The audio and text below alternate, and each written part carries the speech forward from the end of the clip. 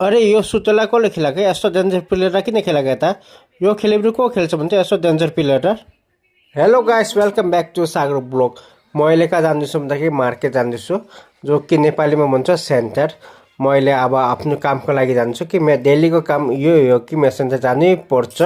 अहिले म कामसाम खत्तम गराएर कहाँ आएँ भन्दाखेरि म पुल हाउसमा आएँ जो कि हाम्रो दाइको पुल हाउस हो। यो बिचको केटा हो नि यो सुटर नाम हो यसको।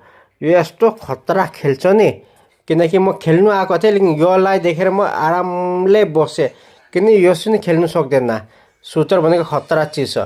अनि यता नामको जुबिन दाईको पेन्टिङ बनाउँछ हाम्रो पुल हाउसमा यता ठन्डाहरू सबै पान्छ। अनि त्यसको बाद म आफ्नो घरमा गएँ। घर आएको बाद के हुन्छ थाहा छ बाहिर जति पनि डन देखानु घर आएको बाद के हुन्छ थाहा छ आफ्नै आप उतै भइहाल्छ किनकि आफ्नो बच्चा हुन्छ सबै फ्यामिली हुन्छ नि त्यसको बाद आफ्नै आप शान्ति भइहाल्छ। घर घुसेको बाद नि जस्तो नि बाहिर अब हजुर हुनुहुन्छ नि त्यसको बाद त्यस्तो हुनुहुन्न हजुर।